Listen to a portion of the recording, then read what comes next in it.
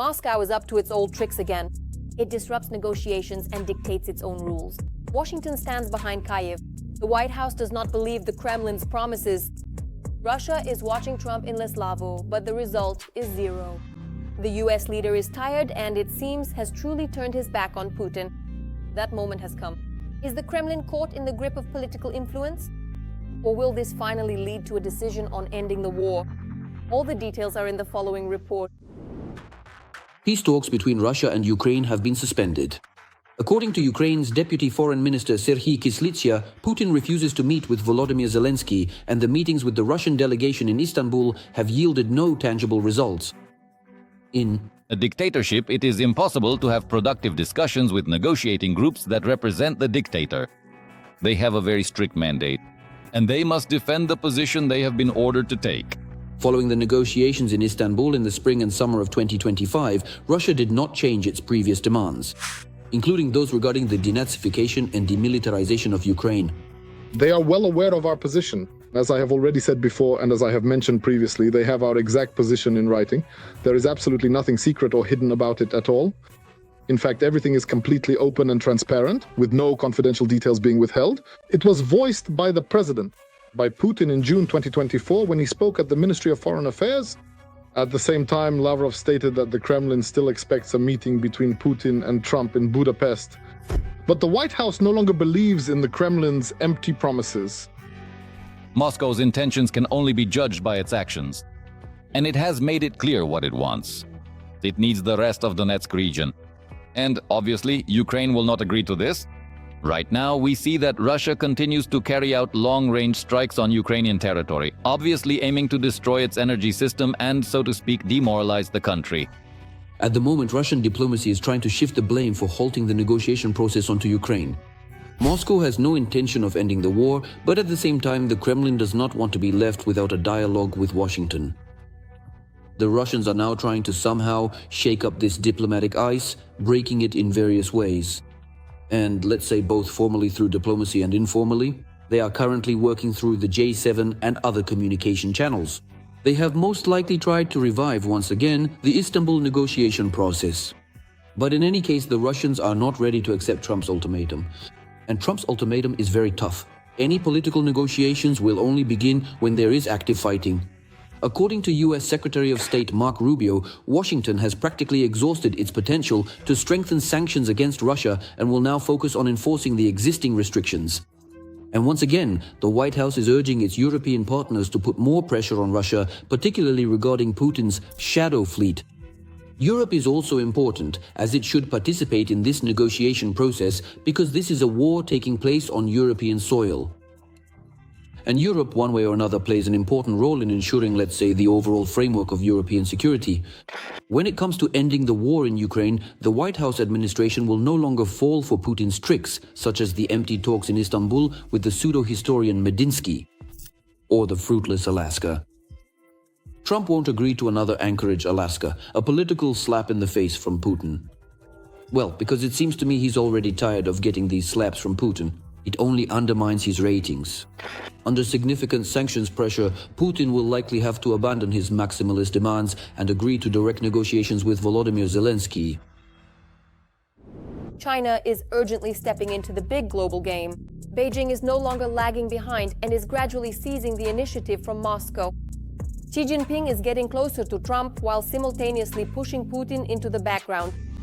This shift in the balance of power could be fateful. The Kremlin is losing its economic and political footholds, and former allies are beginning to exploit Russia's weakness for their own benefit. Has the moment of truth arrived for the Russian Federation and the world? All of this will be covered in the following report. The collapse of Putin's empire. Russia has ceased to be a center of influence and power. You must not be afraid. Whoever starts to get scared will lose everything right away. But it's absolutely necessary to understand what might happen. This won't really change the situation because the invasion of Ukraine has become not just a military but also a geopolitical suicide for the Kremlin.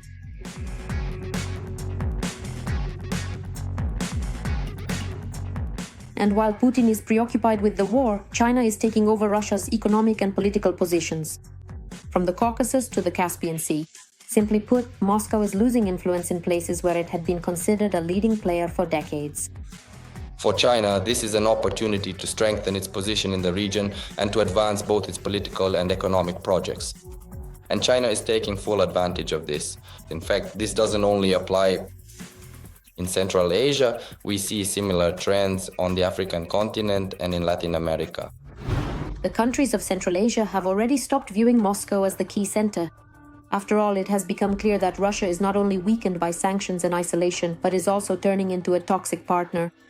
Many of them articulate this position as a policy of multi-vectorism, which means they seek to engage with several major powers and maintain flexible foreign relations to serve their own national interests. Under this guise, they are in fact prioritizing and asserting their own interests more actively, making choices that best support their domestic needs and long-term goals. Since the launch of the Belt and Road Initiative, which is China's ambitious plan to improve global trade and infrastructure connectivity, China has been steadily advancing its influence and presence step by step through a series of projects, investments, and diplomatic efforts.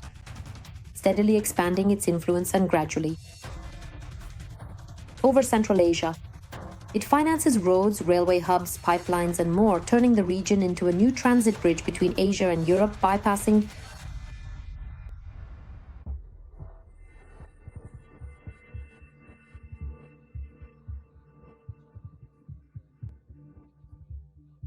If you take a closer look at the current global geopolitical map, you can clearly see that the trends for President Vladimir Putin and for the nation of Russia, they are very discouraging.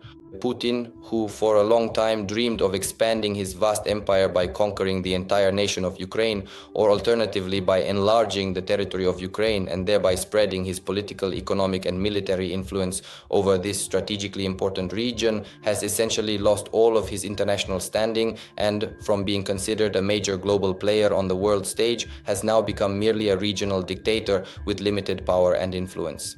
In 2024, China's trade with Kazakhstan, Uzbekistan, Tajikistan, and Kyrgyzstan amounted to almost $95 billion. This is more than double the Russian figure. Basically, this is China's fundamental strategy, namely economic and consequently political expansion. Therefore, as we know, according to the laws of balance, where something is lost, something else is inevitably added. And of course, this concerns Russian influence. It is being pushed out very quickly both in Central Asia and in other regions, which allows China not only to expand its influence, but also to sell its goods, to influence regimes, and to strengthen its international position and coalition. The eastern regions of Russia are also in the crosshairs of the Celestial Empire. According to economic experts' forecasts, the volume of Chinese investment in the region could reach 1 trillion rubles in 2025. Thus, the Kremlin risks losing control over 40% of its own territory.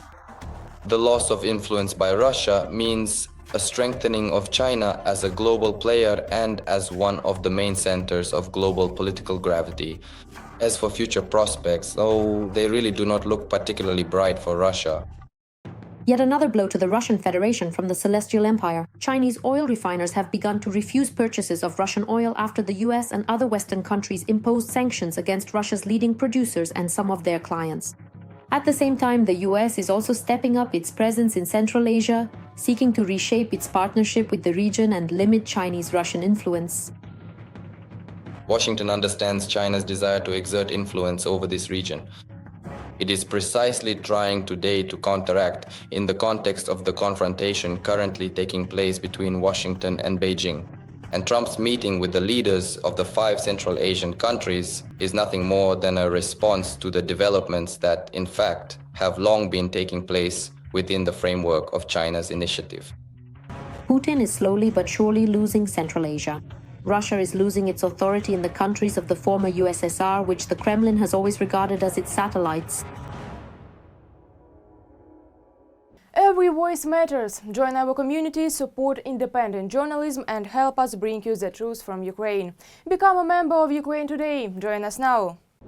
The US has succeeded, the shutdown is over, a clear signal to its allies. Ukraine applauds Washington, and Kyiv will receive a powerful boost for its defense and for restoring the front. Weapons are now flowing in again and new sanctions are on the way. The Kremlin is definitely not happy about this. Putin is already preparing a plan B and sharpening his teeth for Trump. Should we expect any sharp moves from the White House chief in response in the near future? We'll find out in just a moment. You can't run a country like this, Trump declared, and ended the shutdown.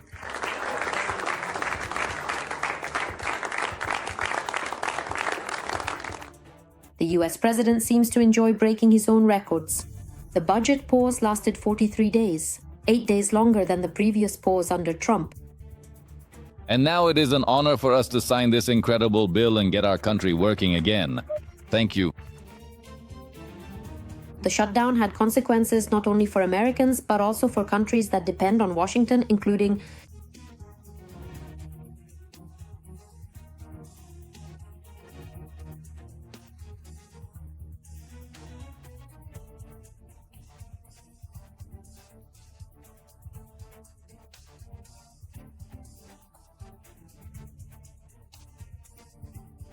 So yes, on the one hand, the processes have been unblocked, but this is only a postponement of the deadline. While the US government was shut down, arms exports worth $5 billion also froze.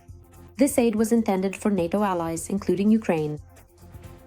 The processes for supplying Ukraine are ongoing. They were under the jurisdiction of the Pentagon. And the Pentagon, as I mentioned earlier, it wasn't blocked even during the shutdown. Yes, there was certainly an imbalance as well as a breakdown in communication, primarily because some government employees were directly affected by the shutdown. For example, this included those working in the Oval Office and also certain ministries. Here, indeed, the logistics and practicalities of making bureaucratic decisions were, at least in part, partially disrupted. Now that the shutdown is over, the blocked contracts for arms supplies are coming back into effect. But the question is how quickly all of this will actually start working. Now that the process has been unblocked, the bureaucratic and instrumental components will, of course, be implemented in a more dynamic and effective manner than before. Does this mean that Ukraine will receive the necessary weapons more quickly? It's hard to say. Here, we need to focus more on the official position of our delegations in the US. The unfreezing of American contracts has also become an important signal for NATO allies. Of course, all NATO countries look to the key NATO country, which is the US, because all processes are tied specifically to this country, both the military-industrial complex and the coordination of military contingents. And military training, in short, absolutely everything is focused on the US. And when the US, for about 2 months or so, is stuck in a kind of limbo, well, of course, this generally has a certain negative effect on NATO as a whole. But in the Kremlin, they probably understand that ending the shutdown is not exactly in their favor. when the United States is destabilized from within by processes like a shutdown. Of course, the Russian Federation will only add fuel to the fire, that's obvious. And they will spread information and do everything possible to prolong this process until the states stabilize, remember about the Russians, and are able to act in a consolidated way. For example, to expand this sanctions package or, say, to prepare the next one. Interestingly, the temporary funding for the US has been extended until January 30th, although the issue that caused the shutdown in Congress still hasn't been resolved.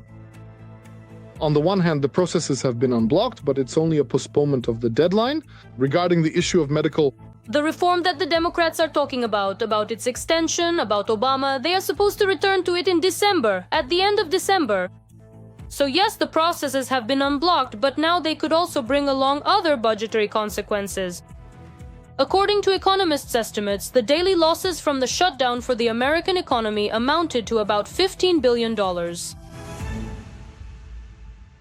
That's all from me for now. This was me, Darina Hutsakalo. Even more scorching news in our next episode. And in the meantime, don't forget to subscribe and hit the like button. See you!